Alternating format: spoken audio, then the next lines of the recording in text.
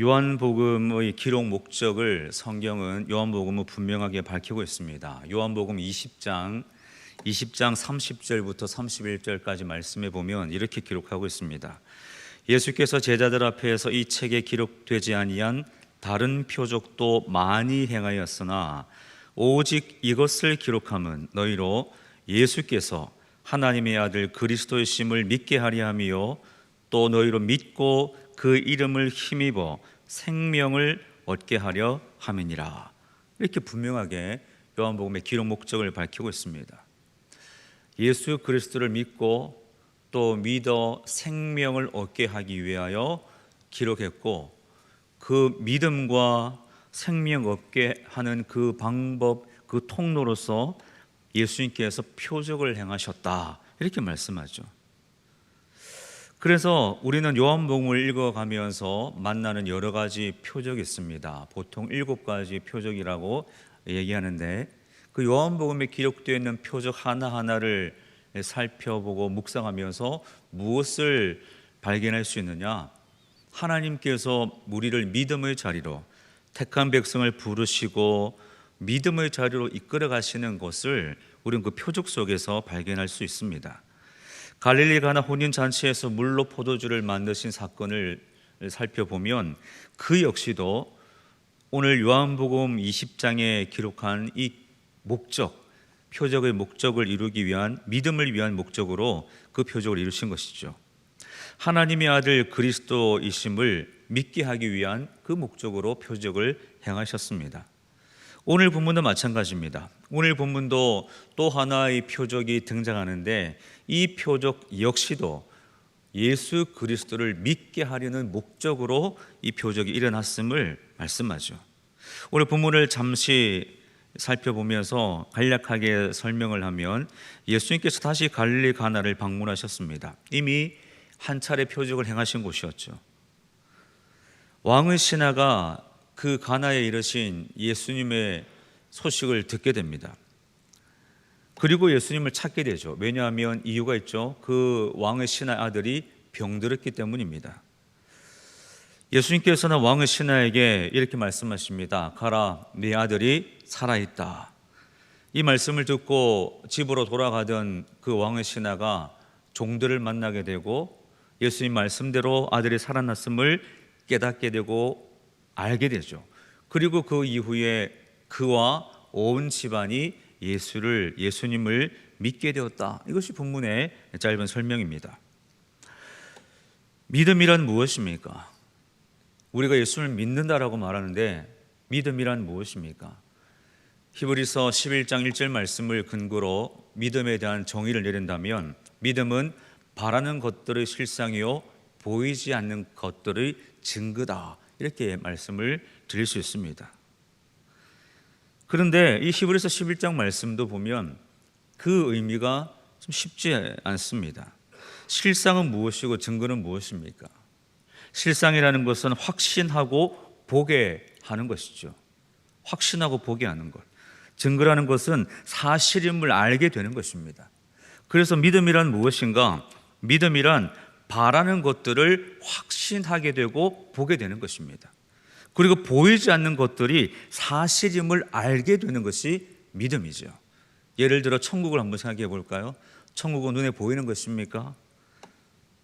우리는 다 천국을 바라고 있습니다. 그러나 천국은 보이지 않습니다. 그러나 우리는 어떻습니까? 어떻게 고백합니까? 천국이 있는 줄 믿습니다 라고 고백하죠. 그래서 믿음이라는 것은 바라는 것들을 확신하고 보게 하는 것입니다. 이 믿음이라는 것은 보이지 않는 것들이 사실임을 알게 하는 것이죠. 그런데 그 믿음이라는 것이 어떻게 생깁니까? 내가 예수를 믿습니다라고 고백하지만 그 믿음은 어디에서 생겨난 것입니까? 우리의 의지로, 우리의 이성으로, 그 믿음이 내 안에서 나의 이성의 작용으로 생겨난 결과물입니까? 내가 생산하는 것이 믿음입니까? 아닙니다. 믿음은 하나님의 선물입니다. 하나님께서 선물로 주신 것이 믿음입니다. 내가 믿음이 있다, 믿습니다라고 고백하는 그 고백 속에는 하나님께서 그 믿음을 나에게 선물로 주셨습니다 라는 고백이 포함되어 있는 것이죠. 오늘 본문을 보십시오. 왕의 신하와 그 온 집안이 예수님을 믿게 되었다는 것이 본문의 결론입니다. 왕의 신하의 아들이 예수님의 말씀으로 치유받았다는 것보다는 더 중요한 것이 무엇이냐면 온 집안이 예수님을 믿었다. 이것이 중요한 결론이죠. 그리고 요한복음이 목적하는 바가 바로 거기에 있습니다. 왕의 신하가 자신의 의지로 예수님을 믿고 구원받은 것이 아닙니다. 하나님께서 그를 구원의 자리로 인도하신 것이죠. 그래서 우리는 오늘 본문을 보면서 한 사람을 믿음의 자리로 이끌어 가시는 하나님의 역사, 그리고 한 사람을 믿음의 자리로 이끌어 가실 때에 그 사람의 삶 속에 어떤 일들이 일어나는지, 우리가 믿음의 자리로 나아갈 때에 우리의 삶에 어떤 현상들이, 어떤 상황들이 생겨나는지를 본문은 우리에게 보여주는 것이죠.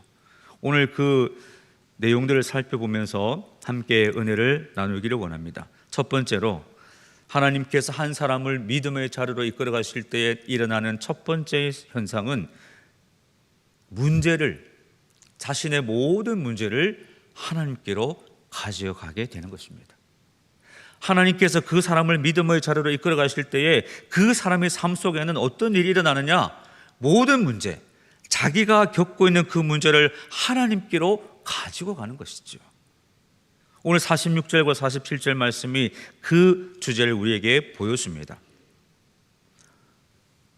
47절 말씀에 보면 그가 예수께서 유대로부터 갈릴리로 오셨다는 것을 듣고 가서 청하되.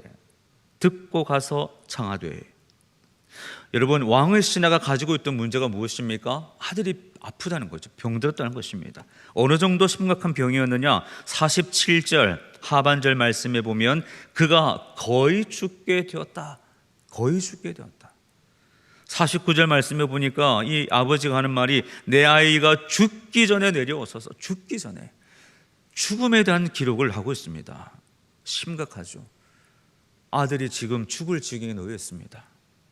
여러분, 죽음을 목전에 둔 아들을 지켜보는 그 아버지의 마음이 어떠해야 할까요? 짐작하건대 왕의 신하입니다. 왕의 신하이니 경제력도 어느 정도 있었지 않겠습니까? 또 어느 정도 정보력도 있었을 것입니다. 그래서 이 아들을 살리기 위한 여러 가지 방법을 충분히 아마 동원해 보지 않았을까, 이렇게 짐작해 볼 수 있습니다. 그런데 문제는 소용이 없는 거죠. 여전히 아들은 아프고 심지어 죽을 지경에 놓여 있었습니다. 이제는 어쩌면 그저 지켜볼 수밖에 없는 상황입니다. 그러던 중에 그는 이 왕의 신하는 듣게 되었습니다. 예수님께서 갈릴리로 오셨다. 그 소리를 듣고 예수님께로 달려갑니다. 그리고 간절히 청하죠.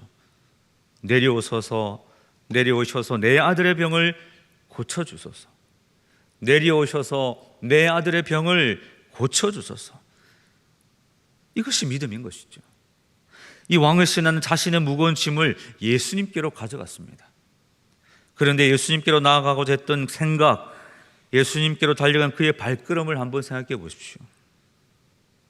그에게 일어난 이 생각, 예수님께로 자신의 문제를 가져가야겠다는 이 결심, 이 생각, 이 발걸음 누가 주셨습니까? 하나님께서 주신 것이죠. 하나님께서 그의 마음에 임하셨기 때문에 그가 그 문제를 주님께로 가져가게 된 것입니다. 하나님께서는 아들의 병이라는 이 상황을 통하여 그를 부르신 것이죠. 그리고 그는 너무나 큰 인생의 문제를 예수님께로 가져가게 되었습니다.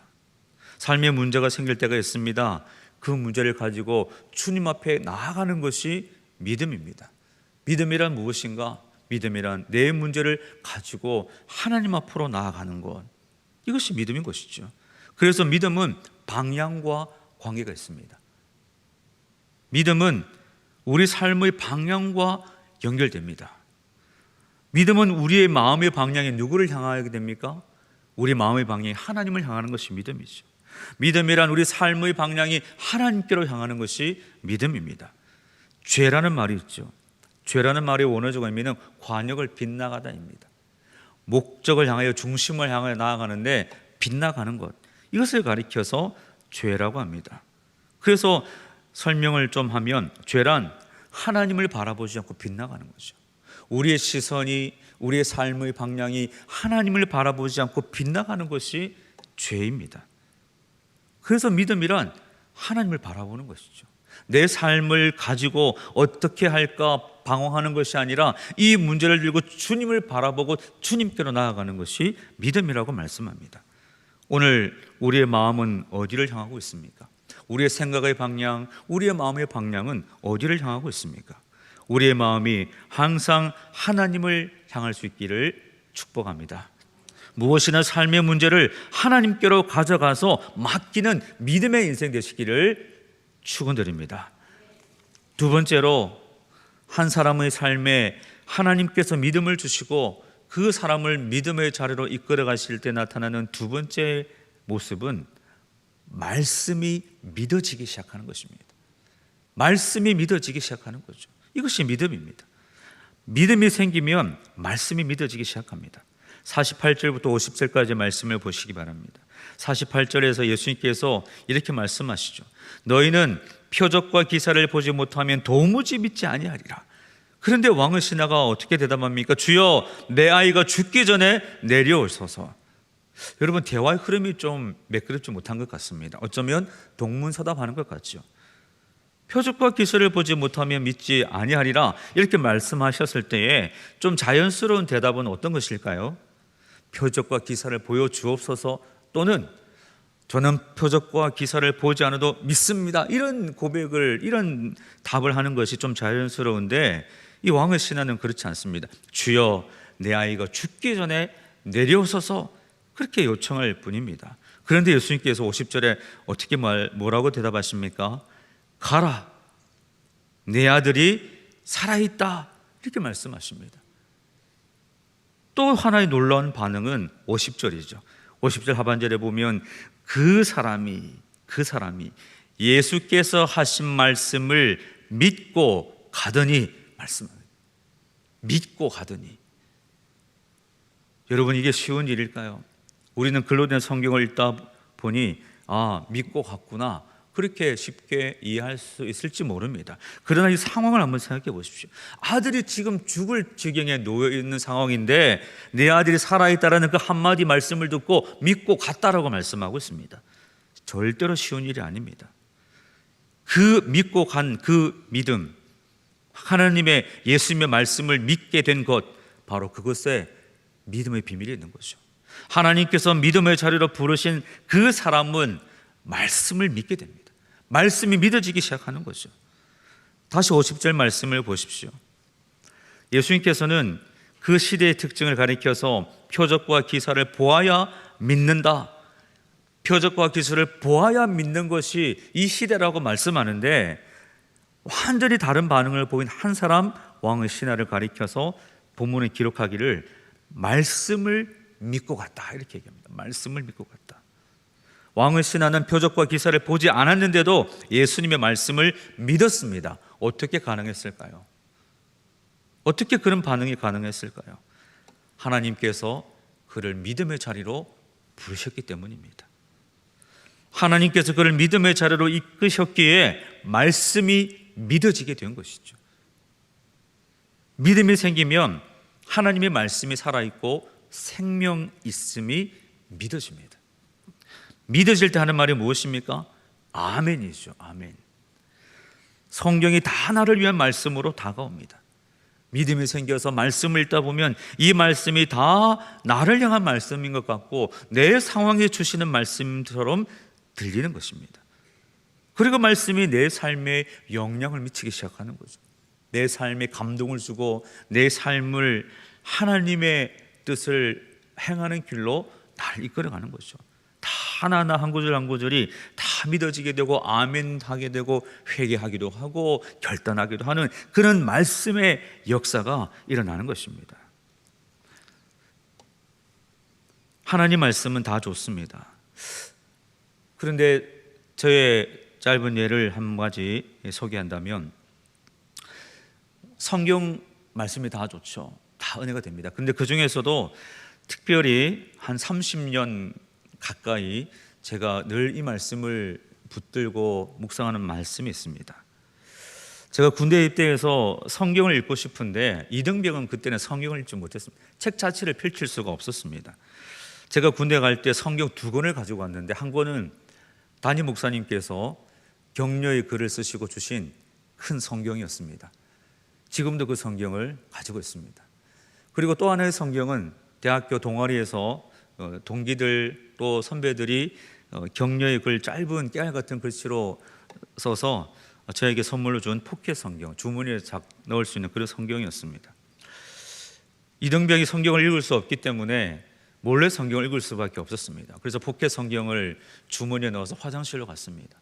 화장실에 가서 그 작은 성경을 펼쳐서 읽는데 그때 읽은 말씀이 로마서 말씀입니다. 이 로마서 말씀을 읽어가다가 제가 그 한 구절을 읽는 순간 마음이 울컥해서 그 구절에 멈춘 말씀이 있습니다. 그 구절이 로마서 8장 26절 말씀입니다. 이와 같이 성령도 우리의 연약함을 도우시나니 우리는 마땅히 기도할 바를 알지 못하나 오직 성령이 말할 수 없는 탄식으로 우리를 위하여 친히 간구하시느니라. 이 말씀이 마음에 들어오는 겁니다. 한 구절 한 구절이 마음에 꽂히는 거죠. 성령도 우리의 연약함을 도우시나니, 성령님께서 내 약함을 도우시는구나. 우리는 마땅히 기도할 바를 알지 못하나 오직 성령이 우리를 위하여 친히 간구하시느니라. 내가 더 열심히 기도하지 않았는데도, 내가 하나님 앞에 간절한 기도 시간을 그렇게 드리지 않았는데도 내가 이렇게 살아가는 것은 나를 대신하여 기도하시는, 친히 간구하시는 성령님 덕분이구나. 이것을 생각하니까 회개하게 되고 감사하게 되더라고요. 더구나 마음에 큰 망치로 내리치듯 다가오는 구절, 말할 수 없는 탄식으로. 이 말씀을, 이 구절을 접하면서 내가 무엇이기에 성령 하나님께서 말할 수 없는 탄식으로 나를 위해 간구하신다니. 이 말씀을 묵상하면 너무 죄송하고 너무 미안하고 너무 기도하지 않았음이 부끄럽고, 그래서 한편으로는 죄송하고 한편으로는 감사해서 하나님 앞에 그 말씀을 한참 동안 묵상한 그런 시간이 있습니다. 여러분, 믿음이란 무엇입니까? 믿음이 있다는 것은 무엇입니까? 내가 믿음이 있습니다, 내가 예수를 믿습니다, 그것이 무엇입니까? 말씀에 아멘하는 것이 믿음입니다. 하나님 말씀이 내 가운데 살아서 역사하게 되고 경험하게 되고 감동으로 다가오게 되고 그 말씀에 아멘하게 되는 것이 바로 믿는 자에게 주시는 하나님의 특별한 은혜인 것이죠. 성경이 하나님의 말씀으로 믿어지시기를 축원합니다. 읽기만 해도 아멘, 들을 때도 아멘, 말씀 앞에 아멘 인생이 되시기를 바랍니다. 말씀을 깨닫는 기쁨이 충만한 저와 여러분이 될 수 있기를 바랍니다. 세 번째, 마지막입니다. 믿음의 사람으로 하나님께서 이끌어 가실 때 나타나는 변화. 오늘 본문이 보여주는 세 번째는 믿음의 고백과 변화가 일어난다는 것이죠. 하나님께서 한 사람을 믿음의 자료로 이끌어 가실 때에 그 사람의 인생 속에는 믿음의 고백이 있습니다. 그리고 삶의 변화가 일어납니다. 자, 왕의 신하를 보십시오. 51절부터 53절 말씀입니다. 왕의 신하는 예수님의 말씀을 믿고 집으로 달려가기 시작합니다. 네 아들이 살아있다라는 그 말씀을 믿고 집으로 달려가죠. 그런데 한참 달려가고 있는데 멀리서 낯익은 사람들이 또 반대편에서 달려오고 있습니다. 가까이 가서 보니 이 자신의 종들이죠. 깜짝 놀라지 않았겠습니까? 지금 아들이 죽을 지경에 놓여 있는데 그 아들을 돌보아야 할 종들이 그 자리를 지키지 않고 달려오고 있으니 얼마나 놀랐겠습니까? 다급한 마음이 묻습니다. 너희들이 어찌하여 무슨 일로 왔느냐? 혹시 집에 큰 일이라도 생긴 것이냐? 다급하게 묻습니다.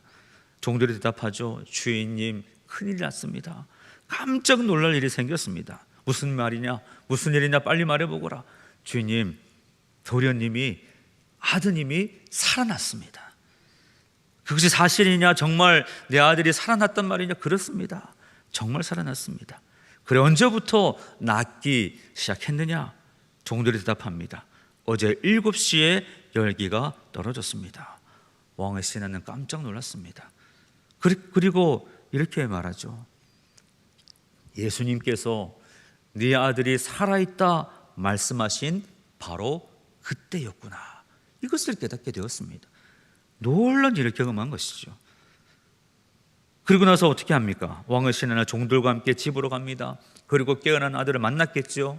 끌어안고 기쁨의 눈물을 흘렸을 것입니다. 그것으로 끝나지 않았습니다. 더 중요한 장면이 이어지죠. 예수님을 만나서 일어났던 사건, 예수님께서 말씀하신 말씀, 그리고 말씀하신 그 시간에 아들이 회복된 시간들, 그런 일들을 다 가족들에게 말하지 않았겠습니까? 온 식구들을 모아놓고 자신이 겪었던, 경험했던 그 놀라운 일을 다 말했을 것입니다. 가정에서 아마 간증 집회가 일어났겠죠. 그리고 그 왕의 신하가 이렇게 말했을 것입니다. 예수님께서 내 아들을 살려주셨다. 이제 나와 우리 모든 가족과 우리 모든 집안 사람들은 예수 그리스도를 믿자. 예수님이 메시아이니 예수님을 믿기로 하자. 그래서 일어난 결과 53절 하반절 말씀 보시면 자기와 그 온 집이 다 믿으니라. 자기와 온 집이 다 믿으니라.